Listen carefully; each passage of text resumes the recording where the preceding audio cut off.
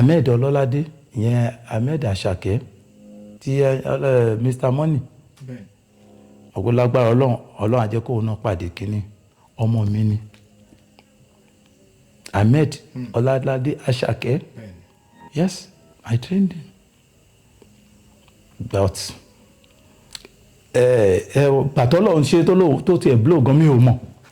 gbà tó fẹ́ ṣe sí west nígbà yẹn ló kàn wá bá mi pé bàbá ìgbà yẹn mo wà national troop nígbà bàbá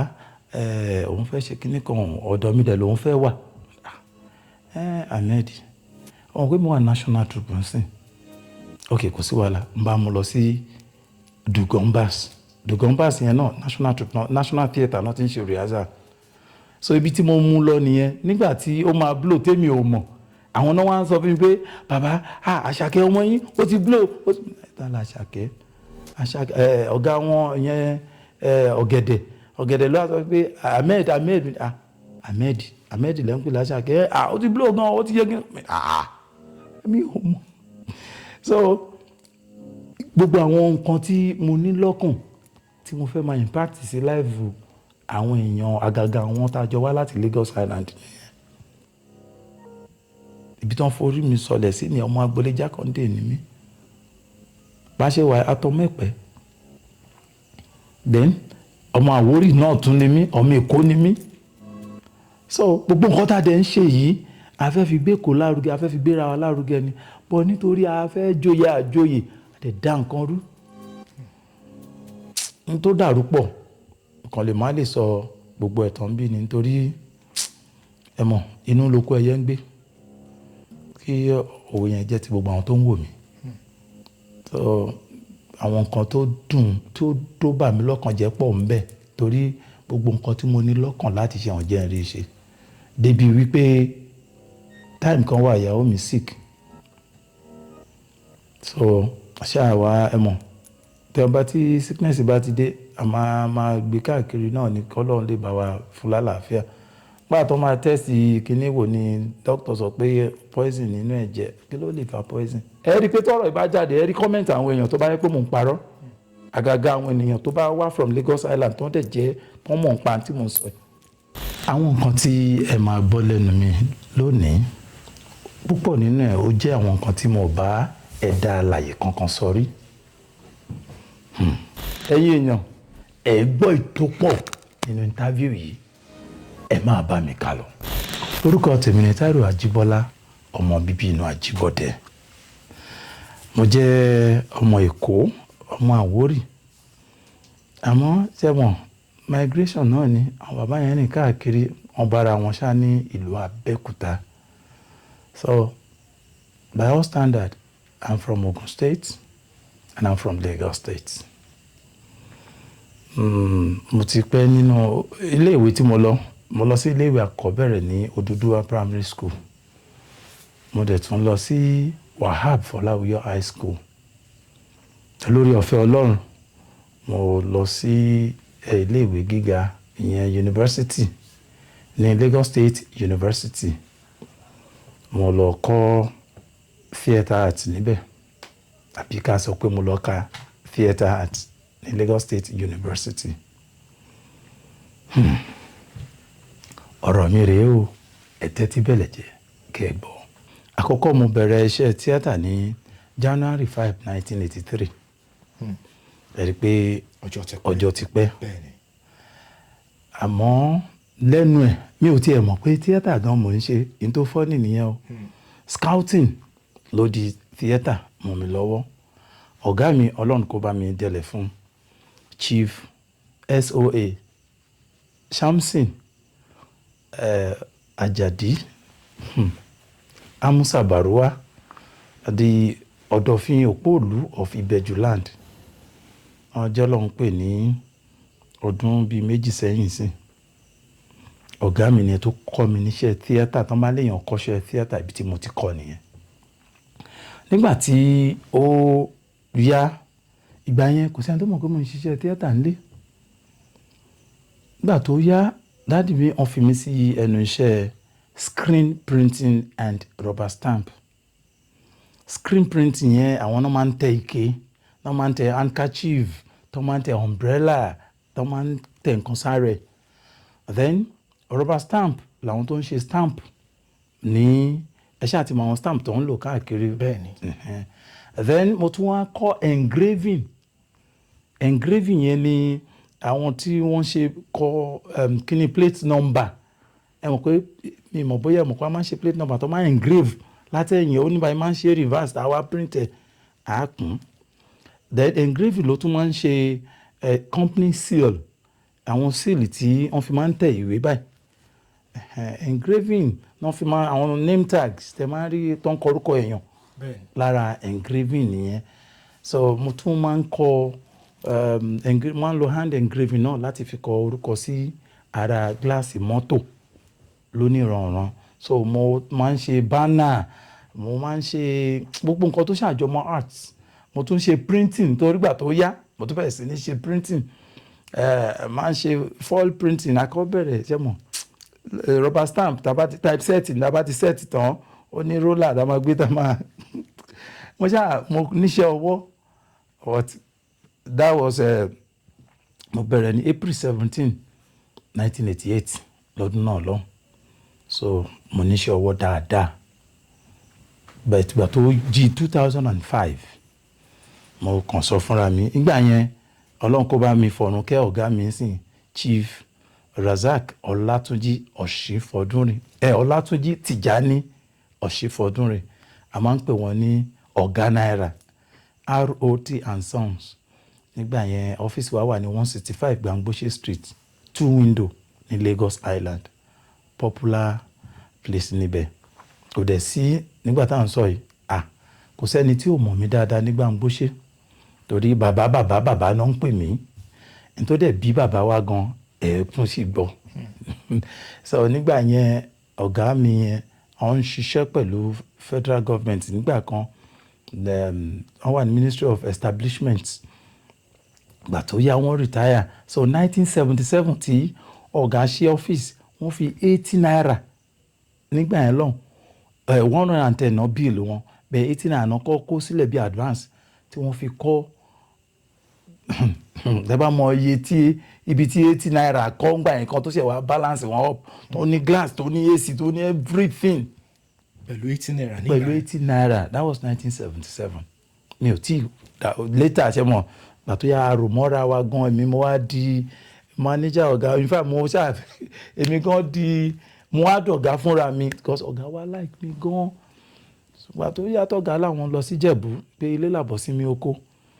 Ilé wọn number 42 Ayégun. In fact ọ̀pọ̀lọpọ̀ máa ń sọ pé ọmọ Ìjẹ̀bú ni mí torí tẹ bá ti rí ọ̀gá tí gbin bá fà ìkara wọn àtẹ̀lé ni. Ó tó stage kan ẹni tó bá ń fojú rí ọ̀gá tó bá ti rójú rí mi ó ti rójú rí ọ̀gá. So àtọ́gá láwọn fẹ́ lọ sí ìlú mo wá wò pé èmi ò ní bá wọn lọ because mi ìfẹ́ kúrò ní Èkó. So gbà tán wá lọ sí ìlú ní 2005 December tán lọ finally ọdún yẹn lèmi náà sọ fúnra mi pé mi ò ní ṣiṣẹ́ mi yàtọ̀ sí iṣẹ́ theatre. So láti December 2005 lèmi náà ti ṣe iṣẹ́ mi mọ́ yàtọ̀ sí iṣẹ́ theatre. Àmọ́ àwọn tó sì fẹ́ràn mi tó mọ̀ pé mo ń ṣe iṣẹ́ kan screen printing and other works wọ́n sì máa ń gbé fún mi tèmi náà máa dẹ̀ ń wò pé máa bọ́ sọ́dọ̀ ọ̀rẹ́ mi kan àsáré já gbogbo ẹ̀ pọ̀ but kí n sọ pé mo ń ṣe iṣẹ́ mi officially mi ò ṣe iṣẹ́ theatre ni mo ti ń ṣe láti 2005 mi ò ṣe iṣẹ́ kankan mọ́ iṣẹ́ theatre lọ. Wow, ẹ ṣeun wọn bàbá látìgbà tẹ́ ti wá bẹ̀rẹ̀ eré orí ìtàgé ǹjẹ́ ẹ lè ṣàlàyé àwọn ìdojúkọ má lè gbàgbé tẹ́ bá pàdé nínú ìrìn àjò yìí torí tí kò bá ń ṣe ìfẹ́ tẹ́ ní fún iṣẹ́ orí ìtàgé a mọ̀ pé àwọn ìṣẹ̀lẹ̀ míì máa ti ṣẹlẹ̀ tó yẹ pé ó máa ti jẹ́ kẹ́ fi iṣẹ́ yìí lẹ̀ tẹ́ máa lọ tẹ̀síwájú láti máa ṣiṣẹ́ míì ṣùgbọ́n torí ìfẹ́ tẹ́ ní fún ìtàgé gangan ló jẹ́ kẹ́ dìímú títí di wákàtí ọ̀wọ̀ kẹ́ máa ṣe. Ẹ ṣeun gbogbo iṣẹ́ náà ló ní tàbí ṣùgbọ́n tiẹ̀ so ti theatre náà kò gbọ́dọ̀ yàtọ̀. Mo ní ìdojúkọ tó pọ̀. Àkọ́kọ́ ṣe rí bí mo ṣe jókòó yìí èmi ni chairman Lagos Island chapter of TAMPAN. TAMPAN abbreviative word ni but it is Theatre Art and Motion Pictures Practitioners Association of Nigeria, èyí tí ọ̀gá wa Dr. Bọ́lájí Amúsàn Babalati tí wọ́n jẹ́ president ìyẹn ààrẹ gbogbogbò global president ni àwọn jẹ́ fún wa, so èmi ni chairman Lagos Island. Before then èmi náà tí mo tún bá yín sọ̀rọ̀ yìí, èmi ni national secretary Guild of Nigerian Dancers GOND, ìyẹn ni àwọn tí wọ́n ń jó tí wọ́n fi ń jẹun, èmi ni national secretary wọn ní Nàìjíríà.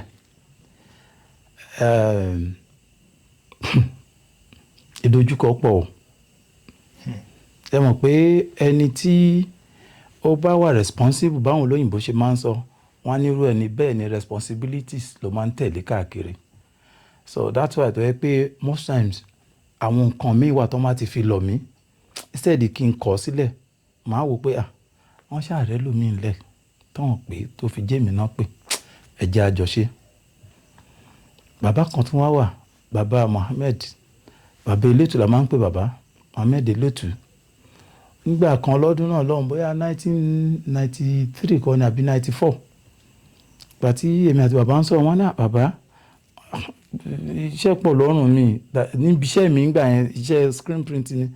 Bàbá ní Táírù má bínú, gbogbo ayé tó bá ń gbogbo àwọn èèyàn tó bá ń wá bẹ́ẹ̀ má kọ ìpè wọn sílẹ̀ nítorí pé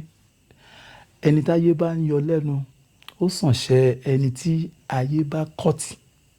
ayé ò ní kọ̀ ẹ́ ti bí aṣọ tó gbó. Mo ní àmì. Láti gbà yẹn ló ti wá di pé téèyàn bá ti pè mí màá dáhùn. Èmi tí ń bá yín sọ̀rọ̀ yìí mo tún ṣe òṣèlú, mo rán bẹ́ẹ̀ ni olóṣèlú gidi ni mí, gidi gan pàápàá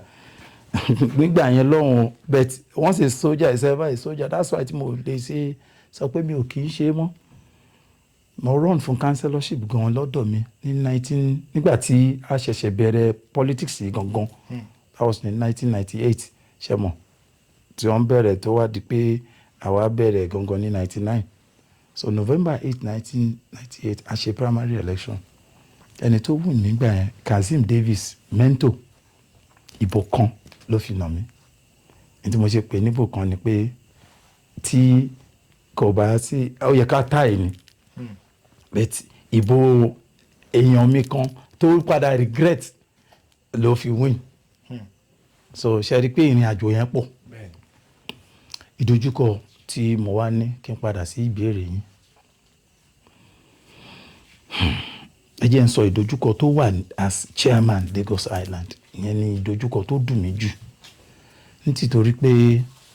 nígbà tí ẹgbẹ́ oní tíátà máa bẹ̀rẹ̀ láti ayé ANTP pẹ̀lú orí ọ̀fẹ́ Ọlọ́run, rehearsal tí a máa ń ṣe nígbà yẹn mo wà lọ́dọ̀ ọ̀gá mi, à ń pe orúkọ theatre group wa ní Fàájì Theatre Group. A máa ń ṣe rehearsal wa ní Holy Cross lẹ́kọ̀ọ́. À ń ṣe rehearsal lọ́wọ́, in fact ọ̀gá mi ò tí ì dé torí welder ni ọ̀gá mi, ìyẹn Chief SOA Amsa Barua, kọ́lọ́mbà mi délẹ̀ fún wọn. So bàbá náà wá bàbá àrò olóyè kíní kan gbọ́hùn lù ní kíní bá ṣáà bá mi sọ̀rọ̀ pé ṣáwọn onítìátà wà ń bí kíní kan ó ṣáà jẹ́ kí n mọ̀ pé àwọn fẹ́ kí wọ́n dá ANTP lẹ̀ sí Lagos Island. So láti ìgbà tí èmi kẹ̀dẹ̀rẹ́ manager ọ̀gá mi ni mí, kì í ṣe èmi lólórí. So I had to tell him pé this is what is happening here and to God be the glory. Wọ́n ṣáà dìde wọ́n dẹ̀ bẹ̀rẹ̀. So láti gbà yẹn láti wá bẹ̀rẹ̀ ẹgbẹ́ yẹn títí tí ó fi di pé ó tún metamorphose sí Tampan. Why tí mo sọ pé metamorphose ni pé àwa ta ìgbà tíjà dé ní ANTP, ìtàn yẹn ń ṣètàn tí ń ṣe tó máa sọ gbogbo ayé ló ti mọ ìtàn tó ṣẹlẹ̀ nígbà yẹn lọ ní Àṣàolú nǹkan kan. So àwọn èèyàn dẹ̀ gòkè, àwọn ò ṣe mọ́, àwọn ọ̀gá wa kan wọ́n wá lọ dá Tampan sílẹ̀. Nígbà yẹn lọ ọ̀gá mi Àjàlá Jalingo ìyẹn tí gbogbo ayé mọ̀ sí Akeem Alimi. Àwọn ni Ọlọ́run fún lóore ọ̀fẹ́ tó ń dàbí alákòóso TAMPAN ní Lagos State àti I can even say Nigeria ń gbà yẹn because nígbà yẹn ẹ̀mọ̀ Èkó ni gbogbo ẹ ti máa ń sábà rú wá tó máa fi ń lọ sí gbogbo ìpínlẹ̀ káàkiri Nigeria. Kí n má fọ̀rọ̀ gùn ṣá, TAMPAN ṣá bẹ̀rẹ̀ ìgbà tó dẹ̀ yá wọ́n bá dẹ̀ ní wọ́n fi lọ̀ mí pé kí n wá jẹ chairman. Kò ń ṣe ọjọ́ orí mi lójú chairman lọ but láti ilẹ̀ àfọ̀bàjẹ́ ni mí. Aláwọn ọ̀gá tó bá ti fẹ́ ṣe báyìí wọn kì í yọ mí sẹ́yìn. Àwọn ọ̀gá Tajudeen Mobọ́lájí Àrótàǹbọ̀ wọn ò ní yọ mí sẹ́yìn. Àwọn Prince Lateef Adéyẹmí Abis wọn ò ní yọ mí sẹ́yìn. Akàn àti má fi para ilẹ̀ ń jẹ̀yàn Àdìsá Lateef Àdìsá tọ́mátì àti ń fà mí mọ́ra sọ gbogbo ń gba yẹn gbogbo nǹkan tó bá ní ká ṣe àjọ ń ṣe é ni bí ó tilẹ̀ jẹ́ pé mo kéré sí wọn. So kí n má fọ̀rọ̀ gùn ṣá gbà tó wá ní kí n wá jẹ chairman àìrúwà jẹ chairman bí àwọn ṣáà ní kí n jẹ́ jàre in fact àwọn ọ̀gá yẹn ń wò pé báwọn náà ṣe lè sọ fún mi Táírù jẹ́ chairman tó bá yẹ kó fẹ́ lọ jẹ governor sìn àbó tiẹ̀ ok state level ó sì better. Gbà tó ń dẹ̀ sọ mo ní èèyàn kan Olúborí Káyọ̀dé Olúborí so bó ṣe òun gan náà tún sọ fún pé in fact mo sọ fún Olúborí pé wo mi ì fẹ́ ṣe àwọn ọ̀gá gan rò pé mo ti ju chairman lọ Olúborí ló takú pé ó ti o ó ti òun á bá wọn sọ̀rọ̀ kí n jẹ chairman ó dẹ̀ jẹ́ chairman. Nígbà tá a wá jẹ chairman tán ìjà wá ọ̀rọ̀ ọ̀bọ̀ nínú ẹgbẹ́ wa ṣẹlẹ̀ nítorí ò yẹ kó dín nǹkan kan a fẹ́ jẹ́ oyè àjòyè Ọlọ́run tó ń tò ó wà tó bó ṣe fẹ́ táwọn èèyàn wá ṣe gbógun tìmí nìyẹn. Gbógun directly o indirectly so ó wá ń jẹ́ kí ó dùn mí torí mo ń rí Lagos Island ibi tí wọ́n ti bí mi nìyẹn náà ibi tí mo ti ṣe kékeré ibi tí mo ti ṣe gbogbo gbèsè ayé mi nìyẹn so mo ti rò lọ́kàn mi pé pẹ̀lú oore ọ̀fẹ́ Ọlọ́run ìrìn àjò tí a ti rìn káàkiri nítorí pẹ̀lú national troop gbàgbé kí n sọ I'm a member of the National Troop of Nigeria. I was a member of the National Troop of Nigeria and I am a member of National Troop of Nigeria at large. Ìdí ni I was a member nítorí pé mi ò kí n ṣe active member mọ́ but I am a member nítorí pé at large National Troop téèyàn bá ṣì as long as téèyàn bá ṣì wà láyé tó bá ti jẹ́ ọmọ National Troop anytime náà lè call ẹ to duty pé ó yá máa bọ̀ ìṣó ń lù báyìí. So with the National Troop pẹ̀lú oore ọ̀fẹ́ Ọlọ́run a ti lọ sí àìmọye ìlú òyìnbó a ti lọ sí African countries so gbogbo àwọn ìmọ̀ yẹn àti ìrìn àjò tí mo ti rìn tí mo ní lọ́kàn ni pé kí n wá lò fún Lagos Island pẹ̀lú oore ọ̀fẹ́ Ọlọ́run a tún ti lọ sí university a tún ti lọ kẹ́kọ̀ọ́ sí so I want to marry the town and gown láti rí i pé gbogbo nǹkan tá a bá ṣe ní Lagos Island káwọn yòókù kan máa wò wá níwò I no wonder chairman wọn Táírù ní àbájọ tí mo ní lọ́kàn nìyẹn. Bí ṣe ń sọ̀rọ̀ pẹ̀lú oore ọ̀fẹ́ Ọlọ́run Ahmed Ọlọ́ládé ìyẹn Ahmed Àṣàkẹ́ tí Mr Money ọ̀gbọ́lágbára Ọlọ́run á jẹ́ kóun náà pàdé kínní ọmọ mi ni Ahmed Ọlọ́ládé Àṣàkẹ́ yes I trained him but pàtó lọ́run ṣe tó tiẹ̀ blow gan mi ò mọ̀ gbà tó fẹ́ ṣe sí west nígbà yẹn ló kàn wá bá mi pé bàbá ìgbà yẹn mo wà National Troop nígbà bàbá òun fẹ́ ṣe kíní kan ọ̀dọ̀ mi dẹ̀ lòun fẹ́ wà Ahmed ọ̀hún pé mo wà National Troop ń sìn ok kò sí wàhálà n bá mo lọ sí Dugonbas yẹn náà National Troop náà National Theatre náà ti ń ṣe rehearsal so ibi tí mo mú lọ nìyẹn nígbà tí ó máa blow tèmi ò mọ̀ àwọn náà wá ń sọ fún mi pé bàbá Àṣàkẹ́ ọmọ yín ó ti blow ó ti tàlà Àṣàkẹ́ ọ̀gá wọn yẹn ọ̀gẹ̀dẹ̀ ló wá sọ pé Ahmed lẹ́ ń pè l'Àṣàkẹ́ ó ti blow gan ó ti yẹ kí mi ò mọ̀ so gbogbo àwọn nǹkan tí mo ní lọ́kàn tí mo fẹ́ máa impact sí live àwọn èèyàn àgàgà àwọn tá a jọ wá láti Lagos Island gbogbo ohun tó wà lọ́kàn mi nìyẹn mi ì lè sọ Shelter Performing Art Company èmi mo ní mo dá sílẹ̀ ní 1993 August 24 1993 so shelter yẹn ni mo sọ pé Àṣàkẹ́ ni mo ti train ẹ̀ báwo mo dẹ̀ ti ráṣàkẹ́ ìkan nínú àwọn ọmọ mi yẹn Àdìsá Ọlámọ́mì òun náà ń kọ́ àgídígbò ń sìn star ńlá ni ní Lagos Island àti everywhere ó ń kọ́ àgídígbò gan so a fẹ́ ṣe presentation ẹ̀yọ̀ kan Àdìsá bá ní àbá ẹ jẹ́ kí Ahmed wá ka ọ̀pá Ahmed títà Ahmed Ahmed ọmọ kékeré kan níbẹ̀ ó gúdù gan kọ́kọ́ mẹ́ta Ahmed ó yẹ lọ mú wa wọ́n dẹ̀ ṣe mú wa nìyẹn lóòótọ́ ó dẹ̀ ká bí ọmọ kékeré ni o ó dẹ̀ ka ọ̀pá yẹn bí ìgbà tó jẹ́ pé ṣé mo láti gbà yẹn mo ti fall in love pẹ̀lú ẹ̀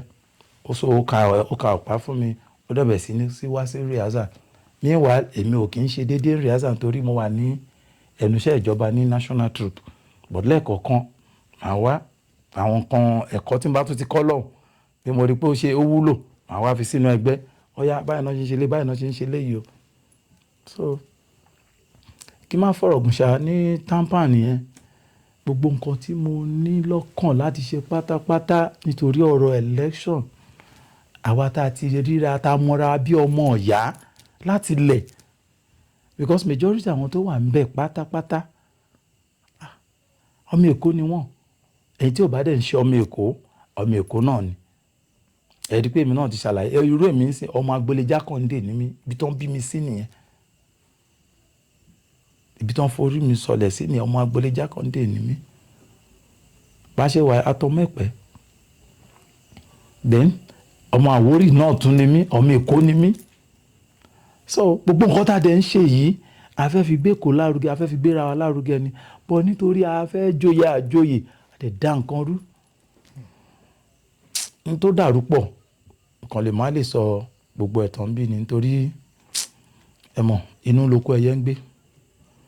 kí òwe yẹn jẹ́ ti gbogbo àwọn tó ń wò mí so àwọn nǹkan tó dùn tó bà mí lọ́kàn jẹ́ pọ̀ ń bẹ torí gbogbo nǹkan tí mo ní lọ́kàn láti ṣe àwọn jẹ́ ń rí ṣe débi wípé time kan wà ìyàwó mi sick so ṣáà wá ẹ mọ̀ tí ọba tí sickness bá ti dé a máa gbé káàkiri náà ní kọ́lọ́run lè bá wa fún lálàáfíà gbà tó máa tẹ́sì kíní wò ni doctor sọ pé poison nínú ẹ̀jẹ̀ kí ló lè fa poison kí ló lè fa wẹ́ àwọn mi ò tiẹ̀ ríro because mo believe pé nǹkan kan náà ló máa fa nǹkan kan but àwọn àrọwọ oríṣiríṣi adẹ̀fẹ́ lọ ya iṣẹ́ ara ẹni tó fẹ́ help wa láti ṣiṣẹ́ bẹ́yìn kan dẹ̀ ṣe dìde nìyẹn nínú ọkàn yín tẹ́ rò pé mò ń ná owó ẹgbẹ́ fún àárẹ̀ tó ń ṣe ìyàwó mi you don't understand ok tí n bá tiẹ̀ wá ná owó fún àárẹ̀ tó ń ṣe ìyàwó mi ṣé kò tó bẹ́ẹ̀ ìpè kẹ́hìn pé ọlọ́run má jẹ́ ara burú o kò ń ṣe irú yín ló jẹ́ kó sọ pé àóyá báwo ni níwà nítorí pé ọlọ́run lọ́lọ́run mo láwọn èèyàn rẹpẹtẹ kábíyèsí lọ́lọ́run ọlọ́run kan ṣíjú àánú ẹ̀ wò wá ni kọ́bọ̀ owó kọ́bọ̀ ẹgbẹ́ àná nígbà tá a máa yaṣẹ́ tán ẹgbẹ́ ló tún jẹ mí lówó so gbogbo yẹn jẹ́ ìbànújẹ́ ọkàn fún mi gan because ọlọ́run dáríjì ẹni tó ṣe chairman lọ last tó bá ń ka gbogbo oríire tóun ṣe ń bẹ̀ tó ò bá dárúkọ mi kò tí ì ká pé torí kò síbi tí n bá wà báyìí o máa mọ̀ pé mo dúró tì ẹ́ ni kó tó di pé ẹni tó ṣe nígbà tá a wà ní ANTP tí mi ò tí ì lọ sí national troop mo máa ń dúró pa ni kò sí mi rí program náà tá a fẹ́ ṣe ẹ rí i pé tọ́rọ̀ ìbá jáde ẹ rí comment àwọn èèyàn tó bá yẹ pé mò ń parọ́ àgàgà àwọn ènìyàn tó bá wá from Lagos Island tó ń dẹ̀ jẹ́ wọ́n mọ̀ ń pa tí mò ń sọ ẹ̀ mi ò rí nǹkan kan tí ẹni chairman fẹ́ ṣe mo máa dúró ti pa ni láti 1998 ni mo ti jẹ́ official choreographer fún Lagos Island ANTP nígbà yẹn but ní Saturday Tampan you understand láti 1988 ni mo ti di official choreographer fún ANTP Lagos Island as I'm speaking with you now I'm èmi náà kọ́ mo yanra mi the present governor comrade Bámidélé Tajudeen Ayọ̀bíọjọ́ wọ́n fi mí jẹ artistic director of Standing Troupe of Lagos State. Why? Nítorí pé I'm a production person, mi kì í fẹ́ kó wọlé. Nígbà tó lọ́dẹ̀ nìkan ní kí n ṣe, mo ti dìde sí mo ti bẹ̀rẹ̀ sí ní ṣe. A ní nǹkan kan tí TAMPAN máa ń ṣe, conference la máa ń ṣe for like how many years now, bóyá ọdún 2 sí 3 ń sìn. Pẹ̀lú orí ọ̀fẹ́ Ọlọ́run jẹ́ kí n ti máa direct ẹ̀ bó tẹ̀ jẹ́ pé ẹ̀chẹ́lẹ̀ ọ̀tọ̀ lẹ́ni tó ń direct ní 2016 ló bẹ̀rẹ̀. Mo choreograph nígbà yẹn ni comrade Saheed Abioye òun ló direct. Nígbà tó di 2017 òun náà ló direct. Nígbà tó di 2018 ọ̀rẹ́ mi Gòkè Adégòkè Òkè òun ló direct. Ó di 2019 òun náà ló direct. Gbà tó yá corona ṣẹlẹ̀ nǹkan kan ṣe mọ̀ 2020 we couldn't do it. Bàtà tún padà so gbà tó ṣàyáṣá mo minimum man ẹ̀ which means pé I am a production person láti ilẹ̀ mi bí kì í fi ṣe ṣeré. As I am speaking with you now, I am the official costumier for Afrima, Africa Music Award. Tó máa ń ṣe àṣekan ní January láìpẹ́. Èmi ni official costumier fún Afrima. Tó máa fẹ́ ṣe bóyá fún àwọn hostesses wọn ni àwọn ìgbà ọ̀làdẹ̀ bẹ̀rẹ̀ abẹ̀rẹ̀ ní 2014 la bẹ̀rẹ̀ ní maiden edition lọ́dún náà lọ. So ọ̀rọ̀ pọ̀ ṣàmì mọ̀ bóyá mo ti dáhùn ìbéèrè yín o. ẹ ti dáhùn. Ẹ ṣeun. ẹ ti dáhùn. ẹ ṣeun gan. Nínú àwọn nǹkan tí ẹ sọ ẹ dárúkọ Àṣàkẹ́ ẹ ní ọmọ yín ni. Gbogbo àti ẹ fi mọ Àṣàkẹ́ yìí ǹjẹ́ ṣe rí potentials yẹn lára yẹn pé bí ọmọ kan tó yẹ pé ó máa ga ǹjẹ́ ṣe rí akíkanjú yẹn lára yẹn ní gbogbo ìgbà yẹn tẹ́ fi mọ Àṣàkẹ́? Àní day one tí mo rí ni àmì gíga yẹn ti wà lára ẹ̀ because mi ò mọ̀ à ń ṣe rehearsal ni ó wá jẹ́ pé ẹ̀yọ̀ masquerade presentation la fẹ́ ṣe. Ìkan nínú wọn tó ń jọ̀gẹ́ ẹ̀ ló wá sọ fún mi pé bàbá káwọn pe Ahmed wá. Ahmed ta la Ahmed mo ṣe mú wá nìyẹn. Ó dé káàkiri ní oríkà ọmọ kékeré. Ó tó bí ọmọ ọdún mélòó nígbà yẹn? Ṣàṣàkẹ́ bóyá Ṣàṣàkẹ́ ti wọ 10 years ya nígbà yẹn. Tó fi ka ẹ̀yọ̀ yìí. Tó fi ka mi rò pé ó ti wọ 10 years. Tó bá ti wọ 10 years mọ̀ pé òun náà sọ ọ́nù kọ́mẹ́ǹtì ìyá tó bá rí. Mi rò pé Àṣàkẹ́ ti wọ 10 years. Ó dé káàkiri yẹn smoothly mò ń wo kinní náà pa. So láti gbà yẹn ṣé mọ̀ èèyàn ọmọ ìyá rẹ̀ ni ọ̀gá díẹ̀ ni mí o ṣẹ́gẹ́t. So tọmọdé bá ti rí ojú rere irú ọ̀gá bẹ́ẹ̀ yẹn ẹ mọ̀ bó ṣe máa rí lára rẹ̀ ike ọ̀gá gangan ti fẹ́ràn òun. So kò kí n miss rehearsal àgàgà tó bá gbọ́ pé mò ń bọ̀ pé mo máa wá rehearsal lẹ́nìí Ahmed máa wà ń bẹ̀ ṣáá nìyẹn Àṣàkẹ́. So láti ké ìdẹ́ nígbà tó wá yá ó bẹ̀rẹ̀ sí ní kọrin ó sẹ́ndì kan sí mi ó ní kí n bàbá òun ti kọ́ mi ní fine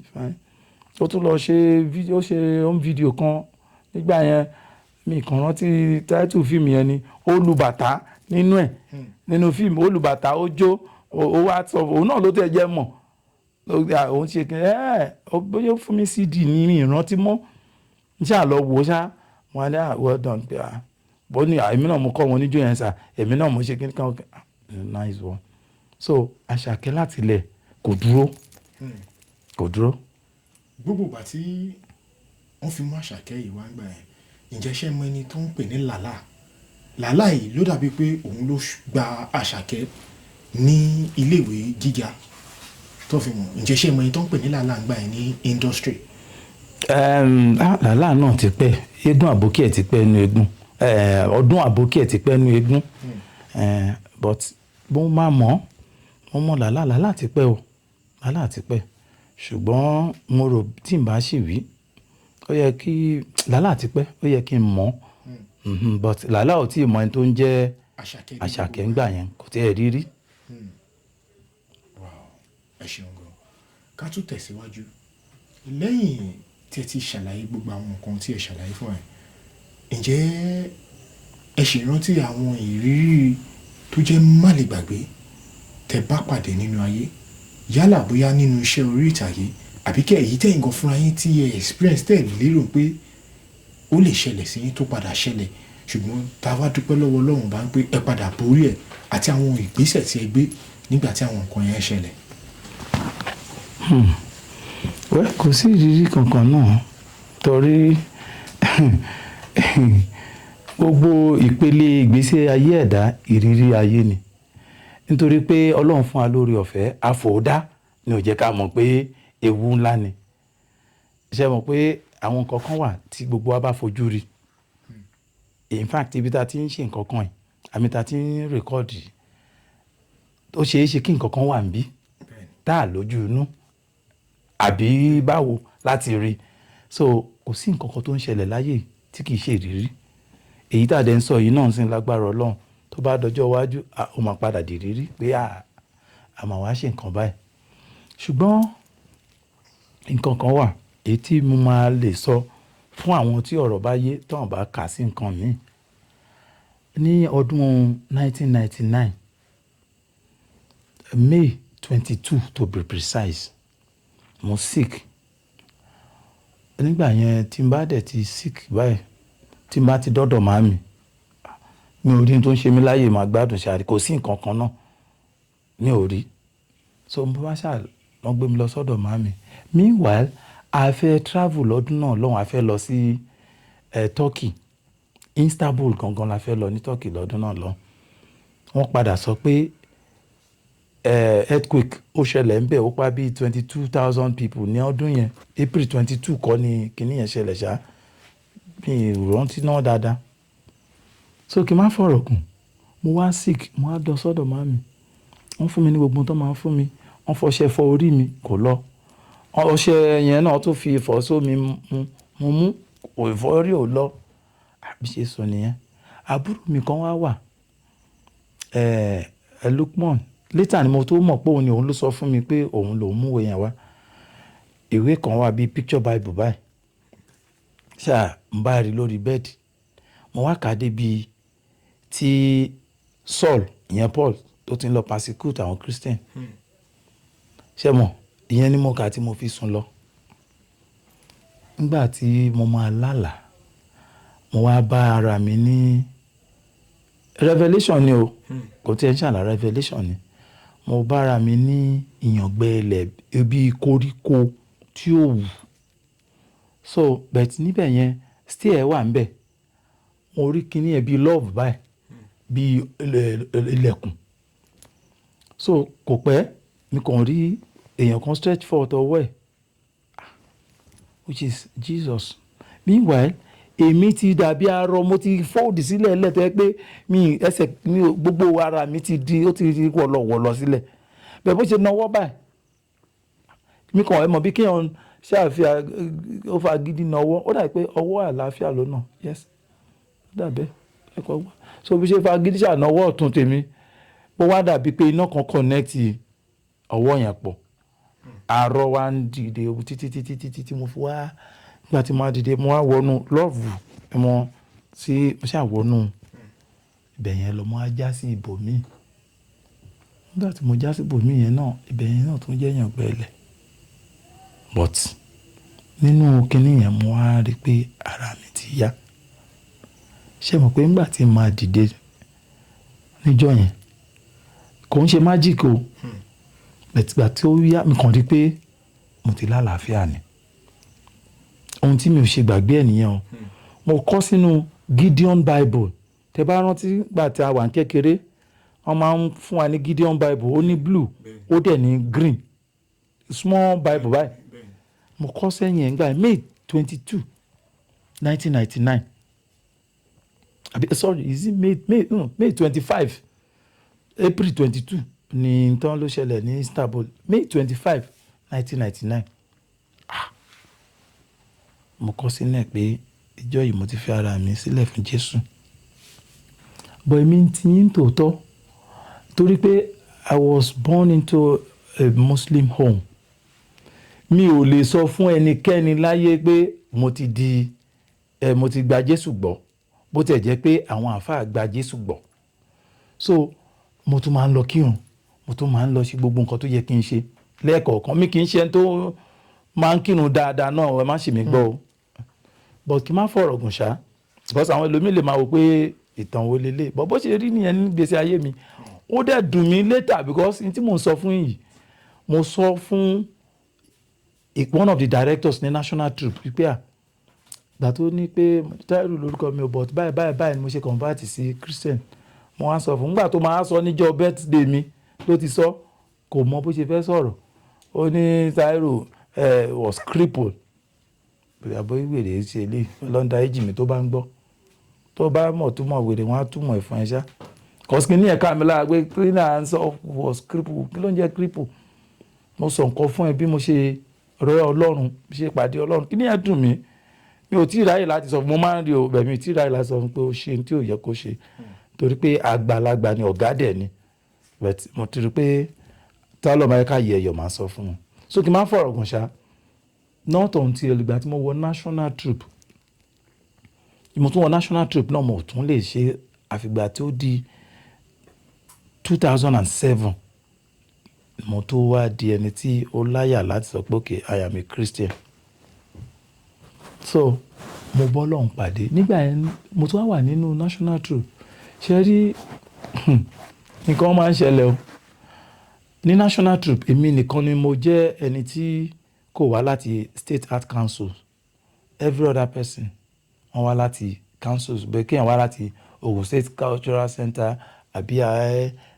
Ondo Council for Art and Culture àbí kó wá láti Lagos State wọ́n wá bẹ̀ káàkiri èmi nìkan ni mi wá láti ibì kankan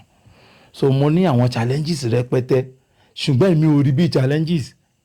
nítorí pé àwọn yòókù wọ́n ti mọ́ra wọn ò mọ bó ṣe lè wọlé sí mi lára mi ò mọ bẹ́ẹ̀ get so tí nǹkan bá ń dé instead kí n bínú mi ò kí n fi bínú wá yà wọ́n lẹ́nu torí àwọ̀ ọbẹ̀ kò pẹ́ àwa bíi 46 gbogbo wọn dẹ̀ ń bára wọn jà kò sẹ́ni tó sọ pé lágbájá ṣẹ̀wọ̀n nígbà tó máa rí èmi mi ní kò sẹ́ni tó ṣẹ̀ mí kò dẹ̀ sẹ́ni tí mo ṣẹ̀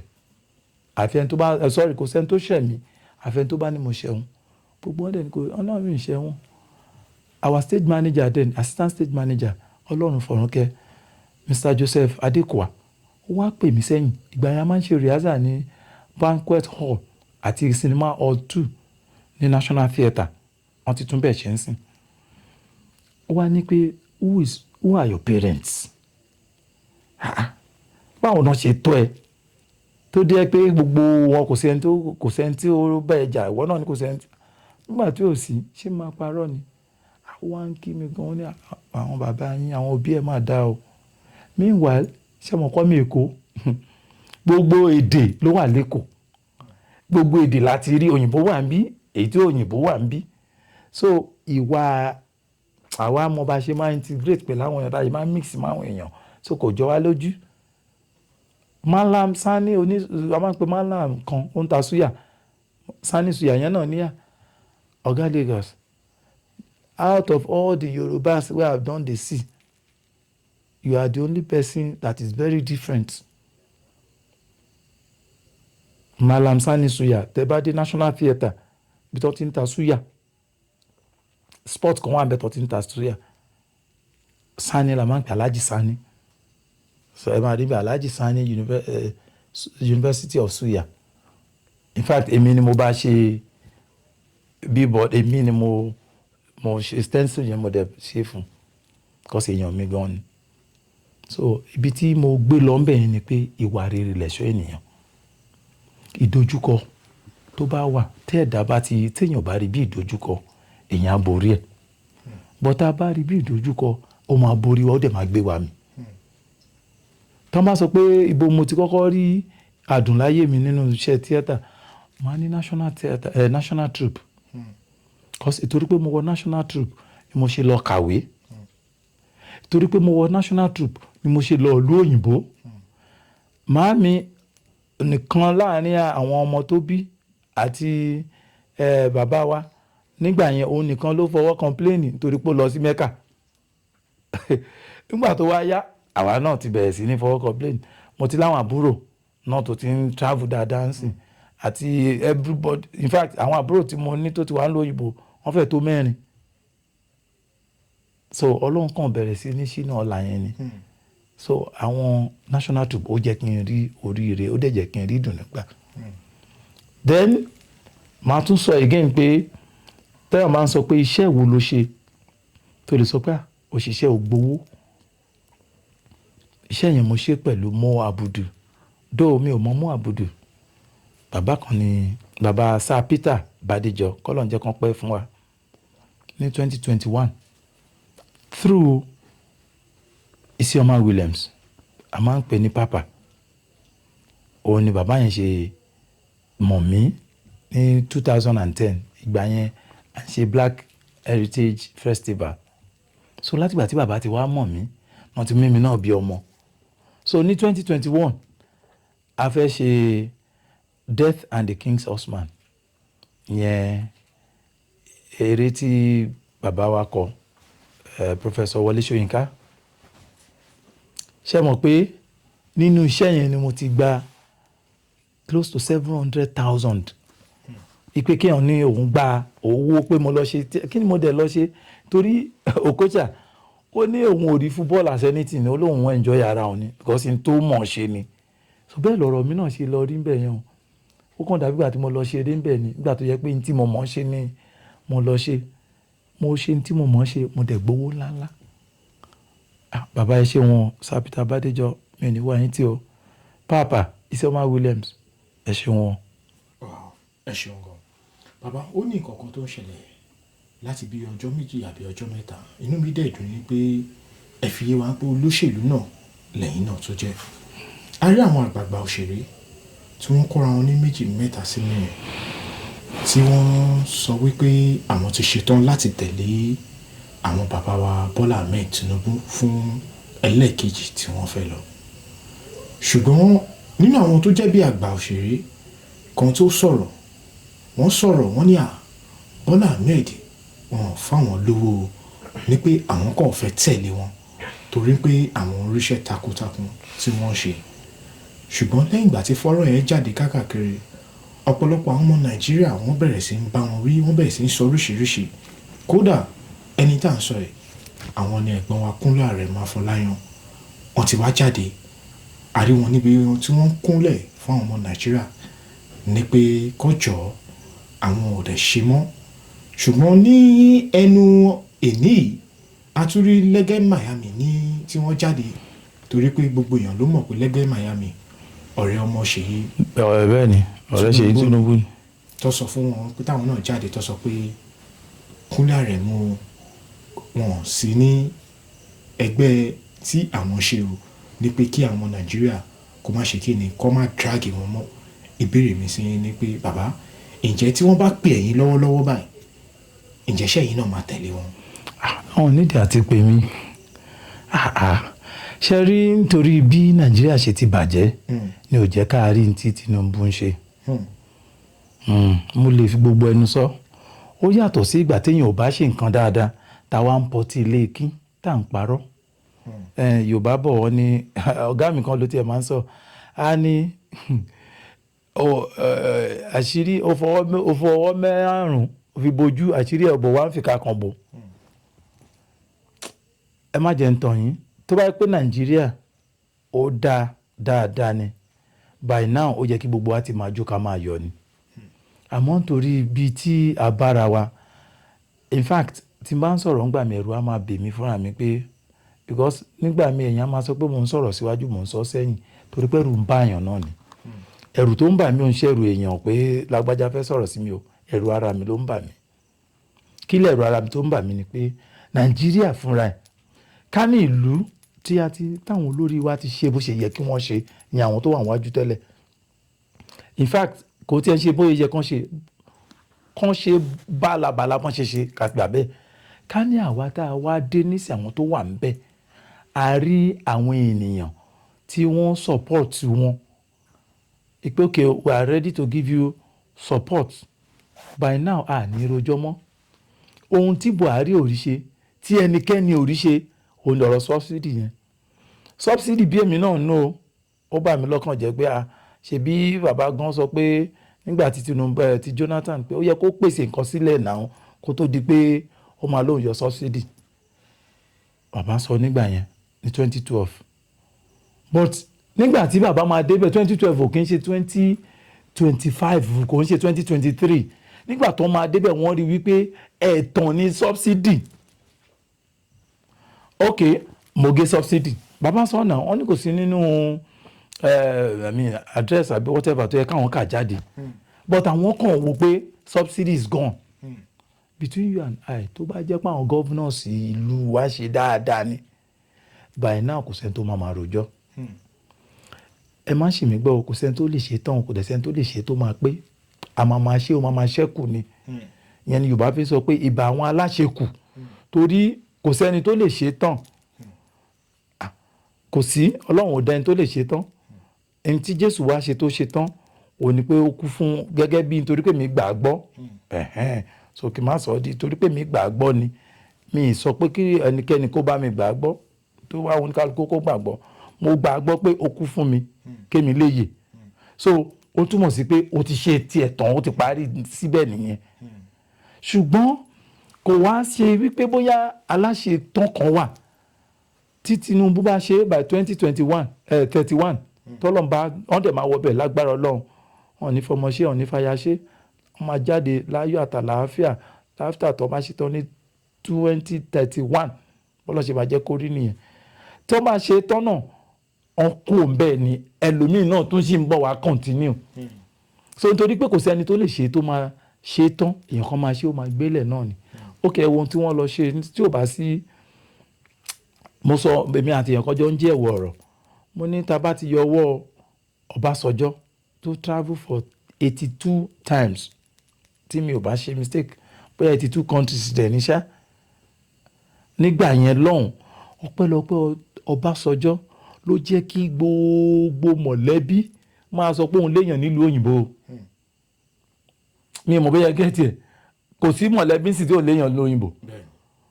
nítorí Ọbásanjọ́ ni ẹ wo ohun tí Tinubu náà ti wá ń ṣe ń sìn wọ́n ti gbogbo orúkọ tán ti bàjẹ́ wọ́n ti ń túnbẹ̀ ṣe wọ́n ṣẹ̀ dé tán bá máa dé bóyá ṣẹ̀ máa dé ni wọ́n lọ sí ọ̀dọ̀ King of England kí náà lọ ṣe wọ́n lọ tán àníyàn ṣe ni èmi máa rọ àwọn ènìyàn ẹ jẹ́ fún bàbá láyè jẹ́ kàn ṣiṣẹ́ igi yóò dáná àyọsọnù tọ̀hún ò dá àyọsọnù báwo ni iná gan ṣe fẹ́ jó kí la ṣe fẹ́ jẹun ẹ wo ọ̀rọ̀ banditry náà àtàwọn kidnapping ẹ̀ wo bó ṣe ń lọ gbogbo àná ọ̀dẹ̀ la rí kò sọ́mọdé nù wa a lè má mọ ibi tó ti ń wá o a lè má mọ bọ́n ṣe ń rìn ní wọn o but a ṣáà mọ̀ pé ṣọ́ọ̀ṣì kan ló ti ń wá ṣé ó yẹ kó rí bẹ́ẹ̀ tí ó yẹ kó rí bẹ́ẹ̀